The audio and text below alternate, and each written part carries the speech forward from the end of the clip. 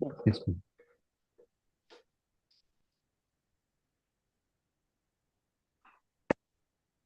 Should I start, ma'am?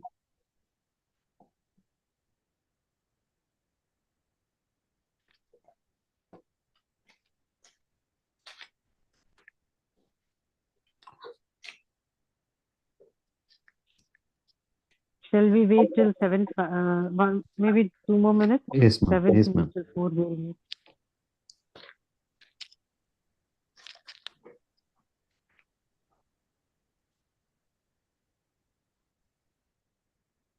Lenin, is Gopi not joining? Dr. Gopi? Sir is coming. Maybe.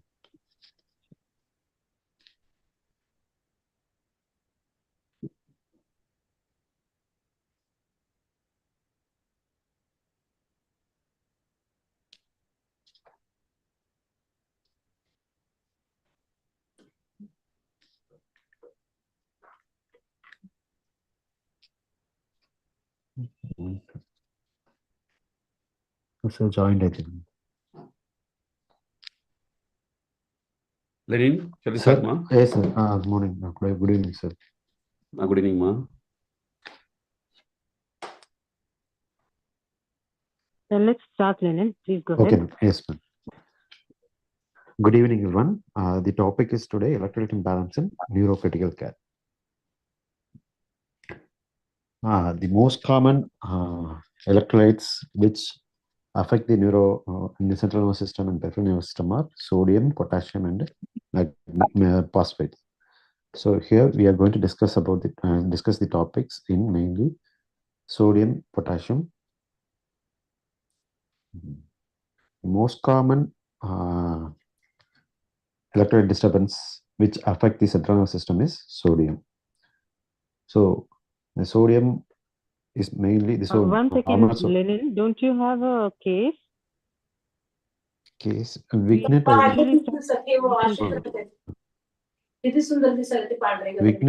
put. Can I request others Just to please after mute yourself? After small introduction, I've put on Vignetic cases. Sure, please go ahead. Okay. So sodium, normal sodium concentration is 135 to 45. The sodium concentration is mainly determined by the interplay between water and electrolyte, mainly sodium and potassium. So changes in the sodium concentration, it stimulates the addition or removal of the water. Mainly the sodium balance is regulated by 3 systems. One is renal, brain, and circulatory system. Renal, mainly it reabsorbs the proximal tubule and it is affected by sympathetic system, natriuretic peptides like BNP, AMP, and RAS system. In brain, mainly it is regulated by androgen vasopressin and antidiuretic hormone, which is secreted from posterior pituitary. The circulatory system, mainly it is volume related. So the pressure, the baroreceptors contract, which is present in the right atrium, get veins. So that stimulates sympathetic activity by activating RAS. The sodium homeostasis, dysnatremias are more common in post-neurosurgical and critical care patients with a brain injury. This dysnatremia can occur by either hyponatremia or hyponatremia. The physiology and diagnosis of dysnatremia is very complex, and we need to understand the underlying pathology to manage the dysnatremias. So first, coming to hyponatremia, it is the most common electrolyte imbalance which we observe in the neurocritical care. Anything the sodium concentration less than 135 is called hyponatremia. The causes of hyponatremia include syndrome of inappropriate antidiuretic hormone, cellular salt wasting syndrome, hypocortisolism, severe hypothyroidism, and iatrogenic causes like overzealous treatment with desmopressin and hypertonic or hypotonic pills infusion. Hypernatremia is common after brain injury. It is seen almost 50% of the patients with the SIH, 50 to 20% of patients with the traumatic brain injury, and 10 to 15% with other brain tumors. Pathophysiology behind hyponatremia affecting the neural system is This hypoosmolarity produces osmotic gradient, which shift of water from the extracellular to intracellular compartment causes neuronal cell swelling and damage. Coming to evaluation first we need to check that is acute or chronic, and severity of hyponatremia, how much is the sodium levels, and check the severity of symptoms.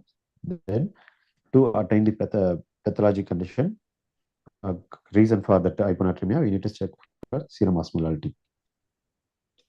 So acute is any hyponatremia developed less than 48 hours, and chronic is more than 48 hours. Severity, coming to severity, the patient with the more than sodium level of more than 125, the patient has almost no particular symptoms. With 125 to 120 to 125, minimal nausea, malaise. 120 to 110, the patient have mainly irritability, headache, confusion. Not more than that. And sodium level of less than 130, the patient become intensely fatigued, drowsiness, depressed reflexes, and patient develops seizures, herniation, brainstem herniation, and coma, respiratory arrest.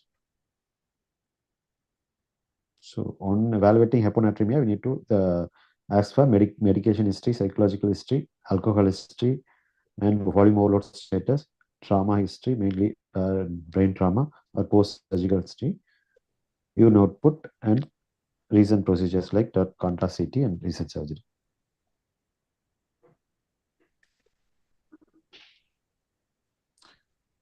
Coming to investigation, three essential tests are: one is serum osmolality, next is urine osmolality, and then urinary sodium. These three essential tests are going to give the clue. The other optional tests are serum triglycerides, uh, liver function test, thyroid function test, urea creatinine, random cortis, and short synaptic test.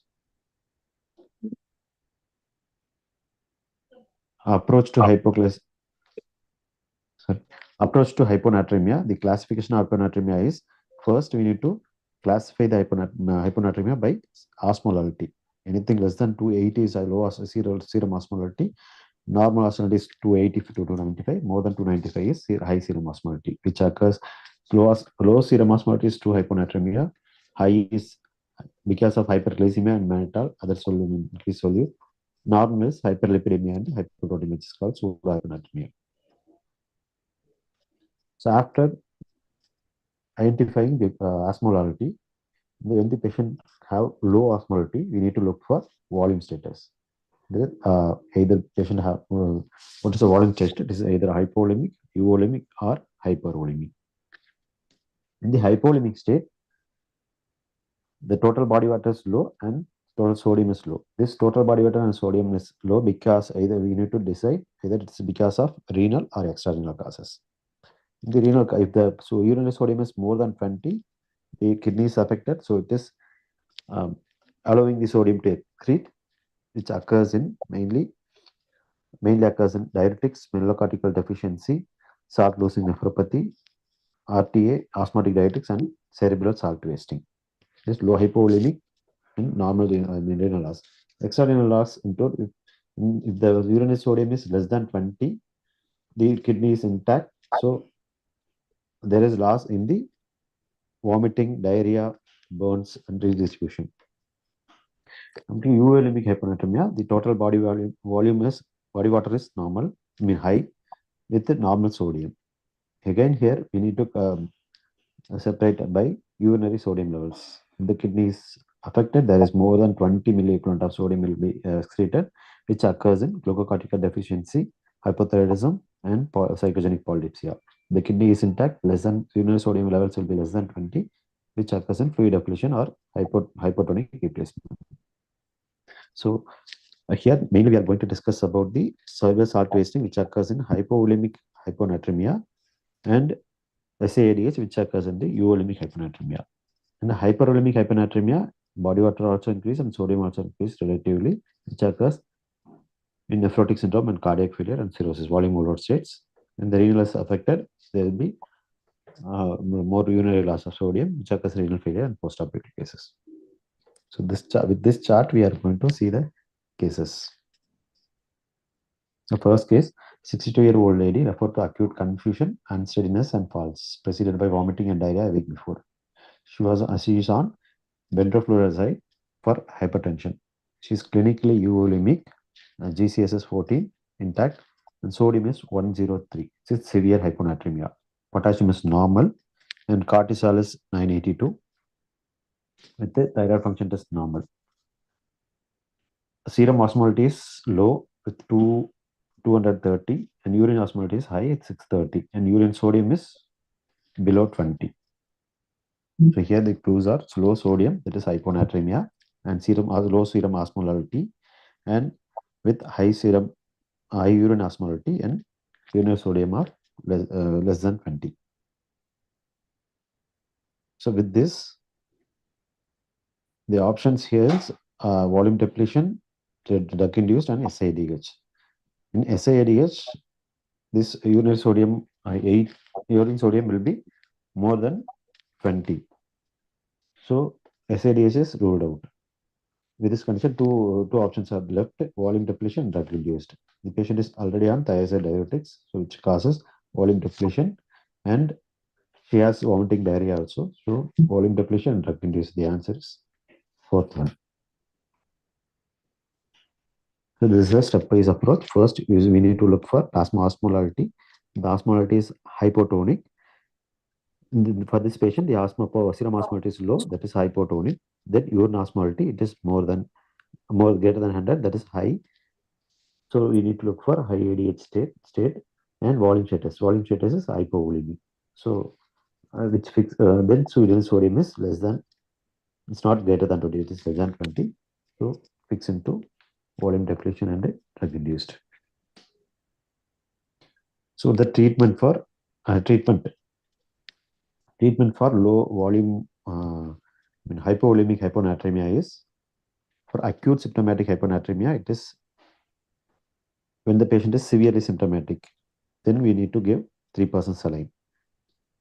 And we can repeat it twice. 3% saline. 3% saline is given either 150 ml bolus, and we can repeat every 20 minutes with the intermittent sodium monitoring within 20 minutes.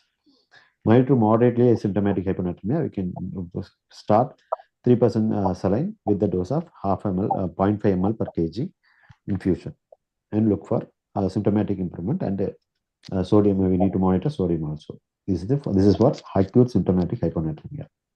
For chronic symptomatic hyponatremia, the patient is hypovolemic hyponatremia, isotonic fluids administration and holding of any diuretics if the patient is on. For hypovolemic, treat the underlying condition and restrict salt and fluids. Diuretics are used if needed. Euvolemic hyponatremia, fluid restriction to 1 liter per day is essential. Can I just interrupt you here, Yes, please? sorry. So you said for treatment of hyponatremia, you're going to use 3% saline, right? Yes, ma'am. How do you calculate how much 3% to be given at what rate? This so calculation of sodium correction comes into sodium total body water into desired sodium minus zero sodium. Sure, but when you actually practically do it, Yes, you ma'am. always overshoot, because especially in the depletional one, because what you're giving as the IV fluids is not the only source of fluid. Yes, If the ma'am. patient is awake headache. and is having food, True, ma'am. so you will be not calculating the amount of fluid in the cooked food. Or other The other thing you said was every 10 minutes you're going to check the sodium. 20 minutes. Ma'am, this 3% saline is can So be repeated. how much does serum sodium cost in your lab? Let's see. Serum sodium is around 150 around. Ma'am. It's too high. Every 20 minutes you're going to No, in a not patient with feasible. symptomatic hyponatremia, if the symptoms are not resolved, we need to give 3% saline every 20 minutes, and at the dose of 0.5 ml per kg. I mean, that is sorry, 2 to 3 ml per kg. No. So Anybody in the group could please share their opinion. What is their practice? Then I'll share my opinion.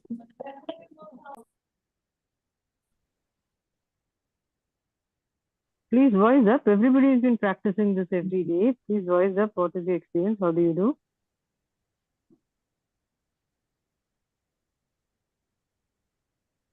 So basically, what we have found is, uh, if you want to build up the sodium in the symptomatic patients, Yes, ma'am. we give boluses of 100 ml of 3% every 6 hourly. If you look at the CIBIC guidelines for TBI, there also they say boluses are better.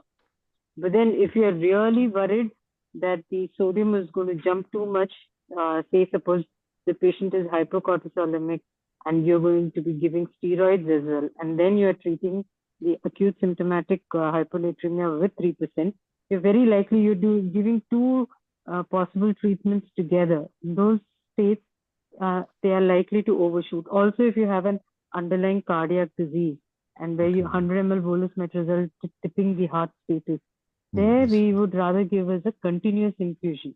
The continuous infusion doesn't give you a very rapid rise, say 10 ml per hour or Yes, 20 ml yes, per ma'am. hour. Totally, That doesn't totally. give you a overshoot. And more, also, what is your take on tolvaptan? Tolvaptan can be given after initial measures with this is not adequate or not resolved. The sodium um, is not improving. The sodium is not improving. Dr. Shalini, can I? Hello? Yes, yes, please. Yeah, Dr. Kapil Borak here. See, basically Ah, what he is trying to say that if patient remains symptomatic in hyponatremia correction, probably what we do practically, uh, I don't think we expect that symptoms to disappear in half an hour when you correct sodium or any electrolyte imbalance per se. So what actually we prefer to do, maybe we will be targeting how much sodium we'll be correcting in 24 hours, and whatever is your correction factor, you will be maximum correcting 12 to 15 milliequivalents in 24 hours. So if you count, that comes down to your rate of infusion to be pretty precise even in severe hyponatremia, at least in first 24 hours. So what I wanted to just clarify here, that when we correct, even though in symptomatic patients, our aim will be not to correct too fast. And Yes, as yes. Dr. Shalini mentioned about underlying disease of that particular patient makes a huge difference when you are deciding about your rate of infusion. Yes. also, you have to keep repeating every timely manner, 4 hourly, 6 hourly, on a more practical basis because very likely to overshoot than what you expect. So from your calculation. All right, go ahead, please. Sorry to interrupt. Like in an acute situation when the patient is severely symptomatic, no, in that situation, how frequent should be the monitoring? No? Like the fourth hourly, do you think like will still Yes, so be if you think the underlying disease is going to worsen because of your treatment and you don't want to prolong it long, you can do frequently. But it has to be a realistic time frame. It's up to the you. secondary And level? How about pardon. no, the initial like probably three readings, ma'am, like any second hourly a possibility like which will help us to let us know Yeah, the it rate of is rise. entirely individualistic approach. Depending upon the patient, how it is, it will vary. And if your facility is giving, if you have some of the ABG machines give you on the spot values. So if you have something like that and you want to do as much as frequent as possible, it is fine. But usually we tend to do 4 or 6 hourly because it will take that much time to stabilize the whole extravascular volume and the whole thing. Okay, Yeah, ma'am. somebody spoke. Please carry on, Lenny. Yes, ma'am. Ma'am, to re-emphasize, I just want to say, ma'am, now here what we are following is to raise the sodium, to increase the sodium levels, we used to give 3% saline, is if a sixth hourly or eighth hourly, or continuous infusion like 10 ml to 30 ml per hour, ma'am. For a symptomatic patient, when patient is seizing, what we do is we give 150, 2 ml per kg of 3% saline. It comes around 100 to 150 ml, 150 ml. So with this 150 ml, if the seizure stops, then we will discontinue and we will start on sodium correction.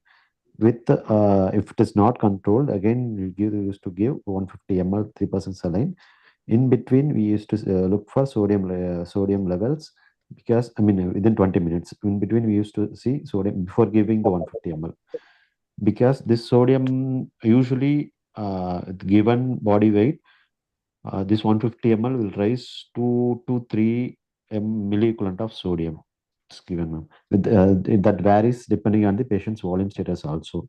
So that's why we are checking in between, and that is, I will come to the next slide, ma'am. Actually, this. So next case is a 76-year-old male, 4-day history of confusion falls. Is fit and well, started on citalopram and zopiclone 2 weeks ago due to low mood and memory problems. Examination is unremarkable, except sodium is 112 and potassium low potassium of 3.2. Normal renal function with serum osmolality of 230, which is low, and urine osmolality of 283. And urine sodium is 31, it's high. So normal TSH and synogen test is normal. CT have no findings of any acute infarction or hemorrhage. So with this, low sodium and low serum osmolality with the high urinary osmolality and high sodium levels or urinary sodium levels, which fits into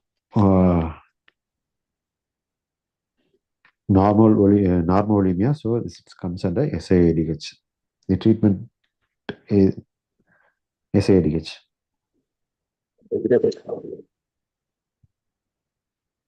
So SAADH is inappropriate release of antidiuretic hormone, which this inappropriateness of release of ADH is due to multiple reasons. So this condition is and diastolic and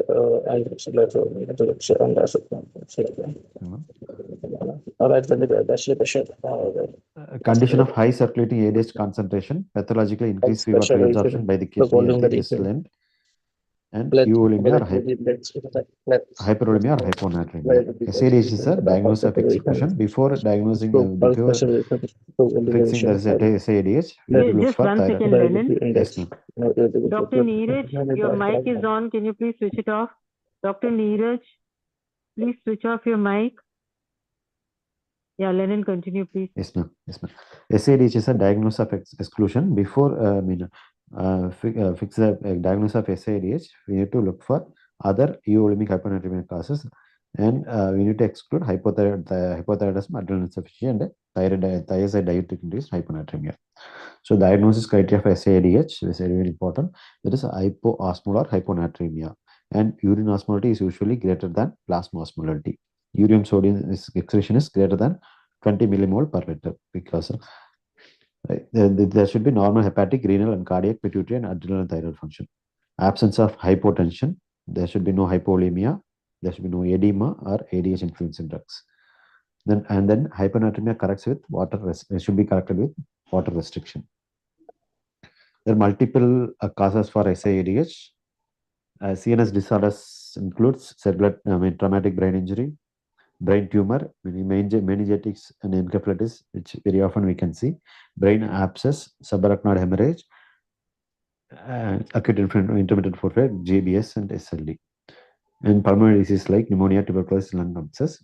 There is one entity called ectopic ADH production, which occurs commonly in small cell lung carcinoma and leukemia.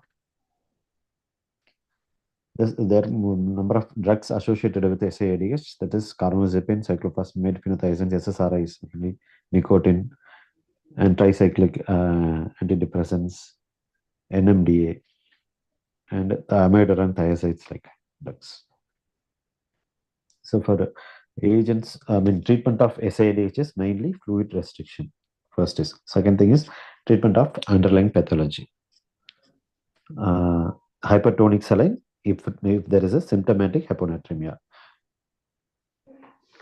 And blue probiotics sometimes is useful when there is high volume status is high, and urea and demiclocycline lithium are under and if the patient is having renal failure, maybe you can use hemodialysis and CVH-SLDs. There is no direct modalities here, and the only direct modalities accepted is VAPTANs. Second question That is is commonly used as tolvaptan. In a patient with the SIADH, first treatment of choice is fluid restriction. Restrict all, restriction of fluid 500 ml per day. And there should be no sodium restriction. There is not sodium restrictions allowed. If the fluid restriction, when we say there is failure of fluid restriction is when the urine osmolality is still high and low urine output, and the sum of sodium and potassium concentration exceed the serum, urinary sodium and potassium concentration exceed the serum sodium concentration. Even after 2 days of fluid restriction, the sodium concentration has failed to increase by more than 2 millimole per liter. These are the conditions where there is a failure of fluid restriction. In this point, we need to go for direct acting vasopressin antagonist. That is, the available vasopressin antagonists are tolvaptan and conivaptan. Tolvaptan is specific E2 receptors and conivaptan V2 and V1A receptor antagonist.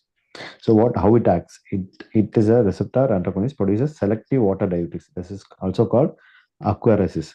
It only allows the water to excrete without affecting the sodium and potassium excretion. So the sodium and potassium will remain in the serum, and it will slowly raise the serum, slowly raise the osmolality.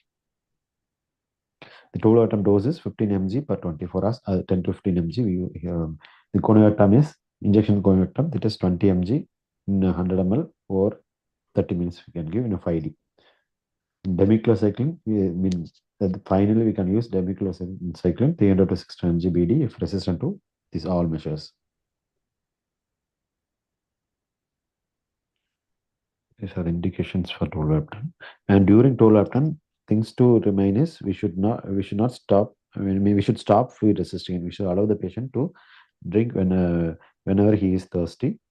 Very important step. And we should monitor sodium 6 thoroughly and review. Tolvaptan can be given up to 30 days. It should not go beyond 30 days. And tolvaptan use, we should need to review the dosage at 3, 6, and 9 days. Tolvaptan should be discontinued if the sodium rises more than 6 by 6 hours or 8 by 8 and 12 hours and more than 12 and 24 hours. And you should consider 5% dextrose if the sodium is inappropriately elevated.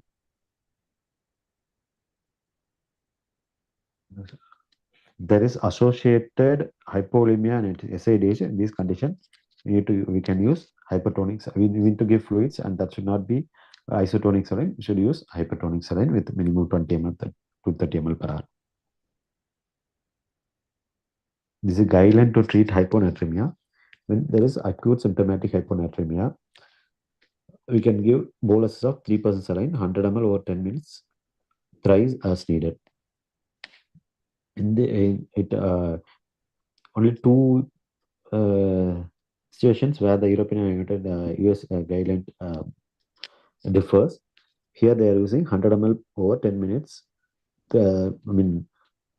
thrice as needed. In European guideline, it is 150 ml over 20 minutes, 2 to 3 times as needed.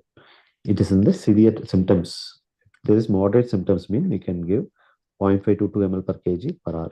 Here, moderate symptoms, it is 150 ml for 3 minutes and 20 minutes once. The other is in American guideline, it accepted demiclocycline as a last choice for second line is for treating chronic hyponatremic CADH, where European guideline either they don't recommend or either they are not against triptan use. And the rest of the things are same. For overcorrection, we can place free water or 5% dextrose. So SADH, there is another important differential diagnosis is cerebral salt wasting syndrome. SADH due to inappropriate ADH secretion, where here is brain natriuretic peptide is increased. So main difference here is volume, ECF volume. ECF volume is increased in SADH, whereas cerebral salt wasting, it is decreased. The other it is in this blood urea. Urea, because of high volume loss, it will be high, whereas in SADH, it will be normal or low. So here the treatment is fluid restriction, here normal saline.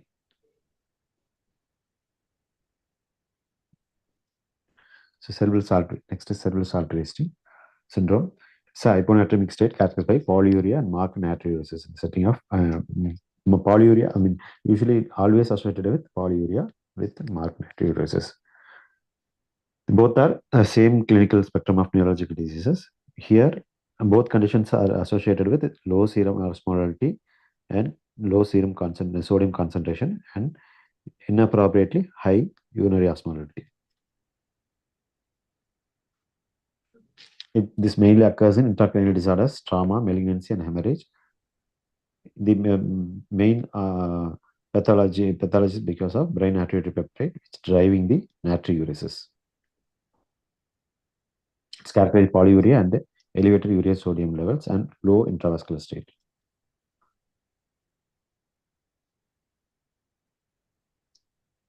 Acute and symptomatic cases, treat the cause, water restriction.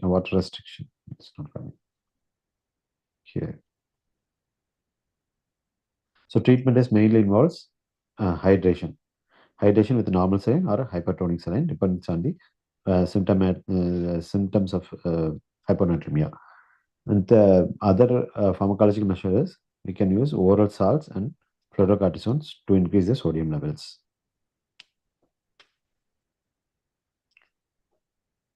This is one complication when we correct the sodium. When we correct the sodium too high, this is one complication with dreadful complication. Here, the demyelination occurs. There's increased signal in the basal ganglia bilaterally, including head of caudate nucleus and putamen, as well as pons and this is called osmotic demyelination syndrome. In patient with osmotic demyelination syndrome, the prognosis is poor and treatment is very supportive. So osmotic demyelination, central point melanosis is now the term is changed to osmotic demyelination syndrome because it involves other anatomic locations other than pons.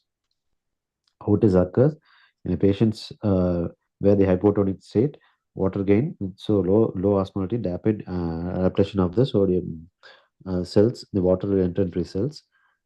There's because of loss of sodium, potassium, and chloride, and loss of organic osmolytes causes demyelination of the myelin sheath.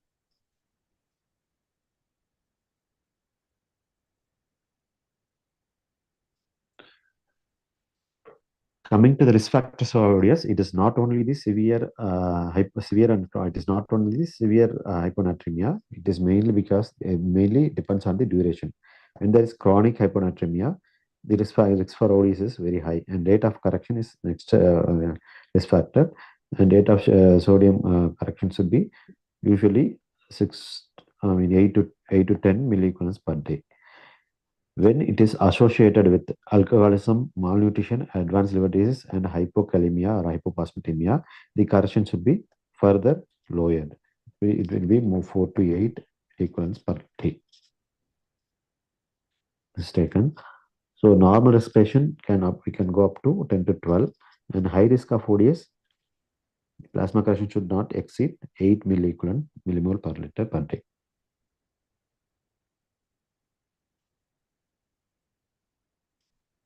This is about hyponatremia. Coming to hypernatremia. Hypernatremia is defined as serum sodium of more than 145. Just a Yes, minute, Lenin. Sorry to yes, interrupt. Ma'am, I do have a doubt. At the bedside, it's pretty tough to differentiate between CSW and SADH. Though Lenin said, the most important factor is the volume status to differentiate between CSW and SADH. But I think it is the most insensitive parameter to be looked at the clinical side. Now, how do you differentiate at the bedside, CSW versus SADH, ma'am? Yeah, this is again, I'll keep my answer to myself for the last. Please, others, share your opinion how you do it. Dr. Kapil?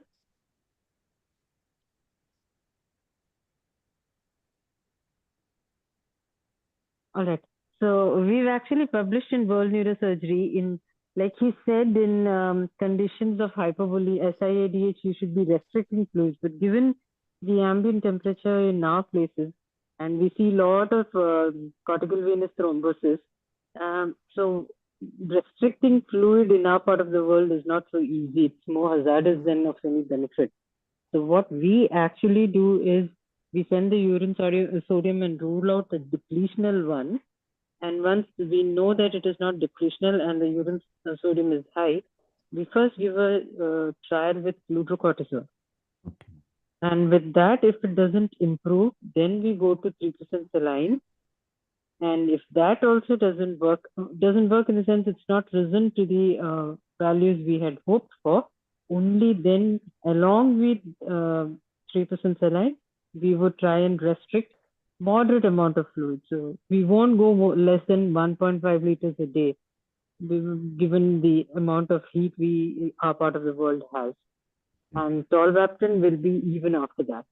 If we give tolvaptan, we give only one stat and repeat every 6 hours, because our experience has been it shoots up very fast.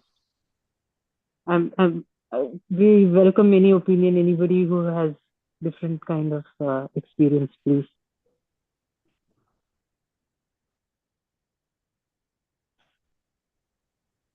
Dr. Gopi, what is your experience? Ma'am, it's very difficult. We also spoke to the nephrologist over here. Now, what they said, like you just have to try and see, like, we given the choice restricting fluid versus giving the fluids.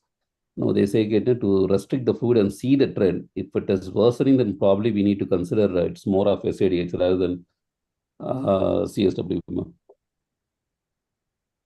Correct. Once the CVP was taken off as a marker of fluid status, we really don't have anything which is robust enough to tell you what exactly is happening. So if it is a ventilated patient, it is very easy. And we do have seen overlap of CSW with SADH as well, ma'am. Pretty tricky in the same patient. You cannot label it as an overlap as such, but you experience it. But then you don't have any very strict measure of volume status to say that this has overtaken the other. It's a very mixed, jumbled kind of a picture. Yes, very tricky to ascertain on the bedside, ma'am. True, I agree with you. Yeah, proceed, ma'am. Yes. Next, coming to hypernatremia. Hypernatremia, serum sodium level of more than 145 milliequivalents per liter. Here is a case of 60-year-old, 80 kg female patient, hypertensive and diabetic, admit in ICU for unconscious state. She's clinically GCS is 18/50 GCS with right side hemiplegia. Temperature of normal with 38.9. Urine output is 100 ml per 24 hours. BP, the lower side, 90/60, rate of tachycardia with palpable peripheral pulses and clinical signs of dehydration present. So investigation shows sodium of 166 milliequivalent per liter is quite high. Blood sugar of high blood sugar with 330 milligram per deciliter. Osmolality is very high. It is 390 milliosmoles per kg with creatinine of 3.4 milligram. So this is a clear-cut case of high sodium with the hyponatremia under evaluation with the high osmolality. So the causes for hyponatremia is when there is high glucose, can develop a glycosuria, glycosuria, and using mannitol nucleotides will cause hyponatremia, post-obstructive diuresis, and hyperaldosteronism, which causes sodium and water retention by causing increased sodium retention. External water loss like dehydration by exposure, burns, and gastric process diarrhea, which retain the sodium and loss of free water. Salt gain, infusion of sodium-rich fluids causes hypertonic Just one saline. second, Lenin. Yes, ma'am. Can I please request others to stop your mic? Dr. Shubham? Dr. Shubham? म्हणतात आधी आपलं थोडं आमचं चालतं ना की आधी check करू डोक्यात आहे का नाही आणि मग ठरवू.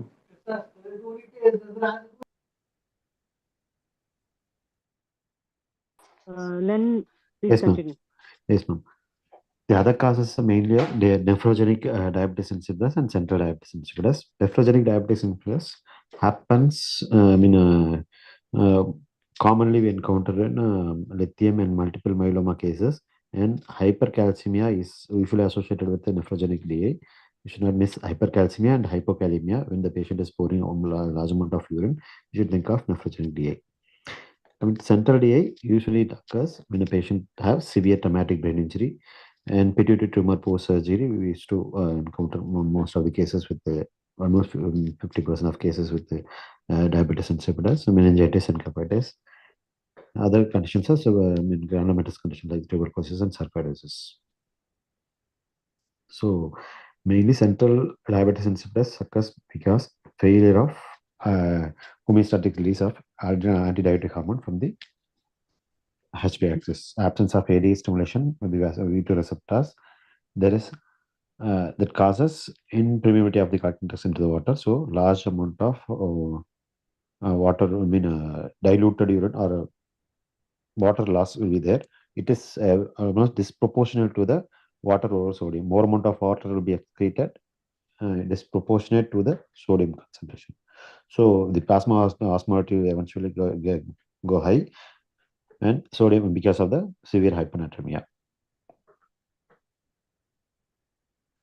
So approach to hyponatremia is volume status. We need to assess the volume status first. So the patient is hypolimic or euvolemic or hypervolemic. Early diagnosis of the highest levels. In hypovolemic hypernatremia, there is loss of water more than sodium loss. In euvolemic, there is loss of water. Hypervolemic, there is gain of water and sodium. So in the hypovolemic hypernatremia, check the urinary sodium levels. If there is more than 20 milliequivalent per liter of sodium loss, that is because of diuretics, glycosuria, and renal failure. If there is less than 10 milliequivalents, renal is intact. So external losses like GI, vomiting, diarrhea, excess sweating, and respiratory loss. In these conditions, simply put the patient on saline and saline water replacement. Saline, Lenin, then yes, ma'am. Sorry. you talked about diabetes insipidus, no? Yes, ma'am. So, most commonly, where do we find in our clinical practice? Pituitary tumors, once they have resected. Posterior pituitary tumor. Posterior pituitary tumor, phenopharyngioma. So, what are the factors which commonly affect in real world when the patient comes post-op? What are the common factors affecting him for that hyponatremia? Usually intravascular volume, intraoperative dehydration or low or less volume thing. One thing is they might have given mannitol, one thing. Yes, ma'am. So that would affect. And then he goes into frank DI. In addition to that, what else happens? Patient would be on DEXA. Yes, Most of the time sugars go high. So diabetes mellitus super adding to the DI. And also after the HP axis is gone, sometimes you also have a very severe hypocortisolemia. Okay. Yes, so all these three factors come into play and you have a very difficult time controlling the sodium. Okay. Also, it would be nice if you would tell us all the three phases of DI and what happens to the sodium after the pituitary tumor resection. I think you missed on that point. Very important. Is it there in your future slides? No, ma'am. All right. Anyway, the three phases should be remembered. First, you'll have a DI transient, then goes into SIADH. Then you will have what is the true thing which is going to stay with, and that is a hyponatremic phase where you will adjust your treatment, which will be for some time, which will stay for some time. Okay. Yeah, please continue. Thank you. Okay. Next is uremic. We need to check for urine sodium. If it is more than 20, that is diabetes. That is central diabetes insipidus can be central or nephrogenic. We need to differentiate that. And if it is less than 10 milligram, there is external losses like insensitive losses and skin of this patient. Treatment is usually water replacement and 5% dextrose with 1 to 2 milligram per in milligram liter per hour. Plus vasopressin for central diabetes insipidus. Hyperolemic hypernatremia. Again, if it is more than sodium, urine sodium is more than 20 milligram per liter, it is due to iatrogenic like hypertonic mannitol or sodium bicarbonate, the hypertonic infusion or melocorticoid excess with hyperaldosteronism, Cushing's disease, adrenals. Or there is hemodialysis associated with hemodialysis. And the treatment is diuretics of needed dialysis. So mainly the central diabetes is central diabetes insipidus and nephrogenic diabetes insipidus. By definition itself, there is inadequate release of vasopressin from the central and posterior pituitary. And here nephrogenic inadequate renal response to the presenting vasopressin. The etiology is stroke, meningitis, neoplasm, and sometimes idiopathic congenital. Here mainly lithium and amphotericin used to see, and it's also always associated with the hypercalcemia and hypokalemia. Features include polyuria and hypernatremia, and also associated with the polydipsia of the patient is patient sensory is more than sensory is intact. Investigations include we need to look for serum, paired serum, so serum and urine osmolality. Urine osmolality is expected to be low than the serum osmolality, serum sodium, and water deprivation test. The alternative hypertonic saline infusion test to exclude the primary polydipsia. So the management comes is desmopressin IV subcutaneously, desmopressin IV subcutaneously or orally or intranasally we can use. Free water or 5% extras to correct the water deficit. In nephrogenic, we need to stop the causative drug with low sodium diet and thiazide and amyloid and domethacins can help to some extent. This is the diagnostic criteria for DA. High serum osmolality of more than 296, high serum sodium of more than 145 with low serum urine osmolality. And urine sodium is always less than 30. Reduced plasma volume, or plasma volume, patient present with hypovolemia. The urine specific gravity of less than 1.005 points strongly towards diagnosis of CDA. Diagnosis of DA.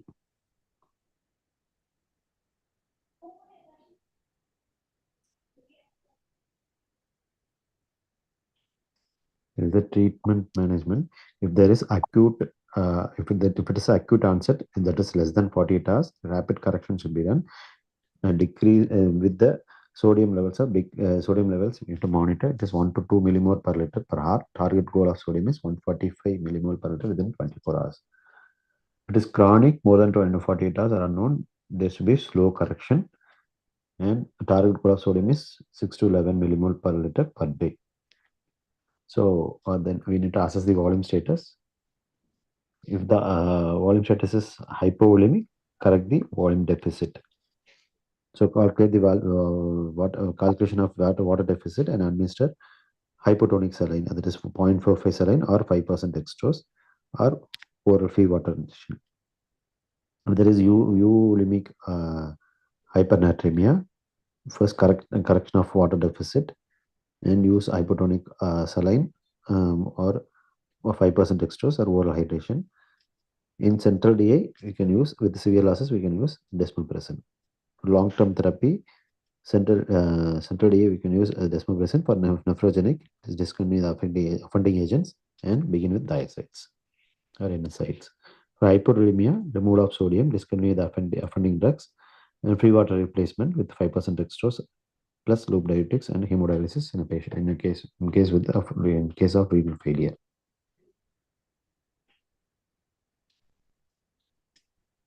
Treatment is you can use vasopressin or desmopressin with the dosage of 1 to desmopressin with the dosage of 1 to 2 microgram IV or spray of nasal spray 10 makes OD, usually use OD, can be repeated as required, minimizing the risk of over or prolonged action on water intoxication.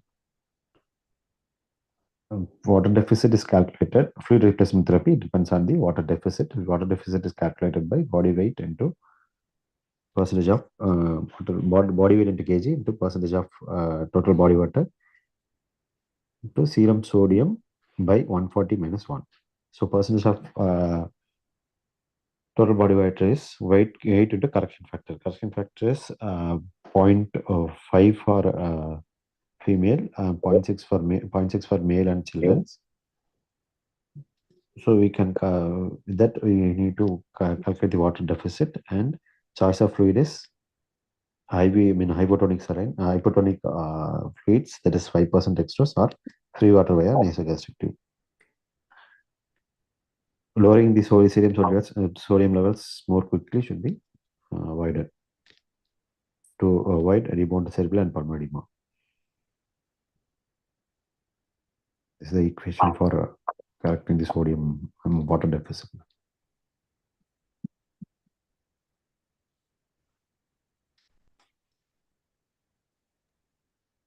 Yeah, Lennon, that was a good presentation.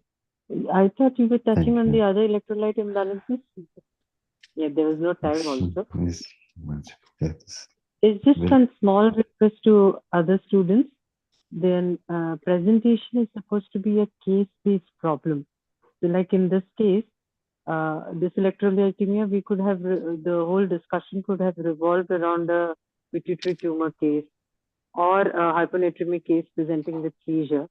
So this is a practice for the fellows when they appear for exam. You shouldn't be taken by surprise how the flow of the case goes. So this is a Zoom practice for that kind. So the performer is, you take up a case, present the case, and your moderator and the other teachers in the group, they will keep interrupting you about pertinent questions. And then towards the end, you discuss what you have discussed. So right now you spent a lot of time in discussion, right? But if it were in that format, we would have kept interrupting you with pertinent questions in your flow of the case. That is what the format is supposed to be. You did a good job. Yes, ma'am. Found 3 or 4 cases, ma'am, but I couldn't delineate with a particular diagnosis.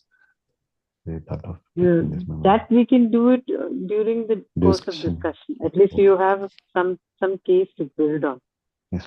And I would please request all the students to show it to your teacher at least 3-4 days ahead of presenting, so that they also know what you're presenting and there is a format in their mind also how this session is going to go, so that we save time.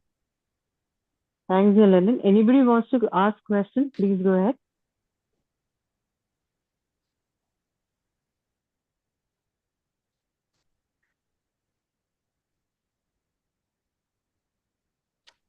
Dr. Gopi, you could wind up the session. For free water correction, like, do you follow the Adrigo-Medigas equation formula, ma'am?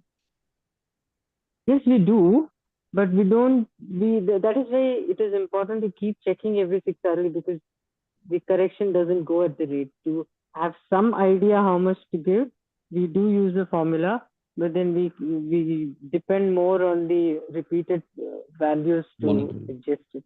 Okay. So the literature is also described like the formulas, like adopting the formulas for serial monitoring to correction might not be appropriate, it seems. Like like probably the frequent monitoring of sodium clinically as well as labs, probably that was help us to prevent overshooting of correction.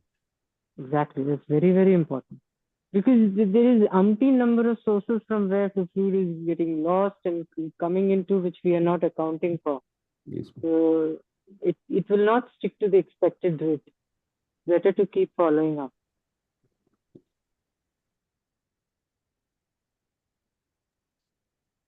Dr. Gopi, you could wind up the session. Yes, ma'am. Thank you, ma'am. Like probably we could have done it much more better way. Probably in many cases we could have discussed for the volume of cases what we do have. In nutshell, like electrolyte imbalance in neurocritical patients is pretty common. Particularly sodium imbalance is pretty common. It has got a significant morbidity and even mortality as well. The other electrolytes also has an impact on the neurocritical patients as it affects the neural conduction system, muscle contraction. We need to be very diligent in monitoring these patients as they affect the outcome of these patients. So monitoring these patients, identify the root cause, correcting the root cause, and frequent monitoring and appropriate management and preventing, most importantly, overcorrection. All these things are very important. And we should have covered other electrolytes as well. For short of time, we couldn't do it. I'm sorry for it. Either way, a good presentation. Thank you. Thanks. Thank you very much, everybody. See you in 2 weeks' Hello. time. Thank you, ma'am. Yes. Good evening, ma'am. Please go ahead. Myself, Dr. Neeraj from Rukmani Buddha Hospital. I just want to know one thing, ma'am, in this discussion. When we rule out hypotonic hyponatremia condition, and when we see the urine spot sodium level, there is some books say urine sodium is more than 30 millicurie or less than 30 millicurie, and wherever some books say it's more than 20 millicurie or less than 20 millicurie. So what is the correct concentration of urine spot sodium, ma'am? Is more than 30 or more than 20? So it's a lab dependent. Our lab gives 40 as our cutoff, but then in practical, we use up to 100 because our experience, you'll have to reach your own sweet point. In our experience, though our lab says 40 is the cutoff, anything less than 100, if we give a very generous amount of 3% saline, we have always overshot. And then it is very difficult to control the rise in sodium. So we take up to 100 as depletional and would give fluid rather than give 3% saline. So that will come as again, take home messages. You have to keep repeating your lab values. Go look at the delta, look at the change in your sodium rather than go by a value per se. The rise is more important. Even if the book says 10 milliequivalents in 24 hours or 12 milliequivalents, in 1 hour, if you correct it 6, then there's no point. Already so much of change has happened. And then you restrict the next 4 hours, 4 milliequivalent rise. It's not very proper. The overall rise should be in a very controlled manner. That is what is important. So repeated lab checking is the only way to go.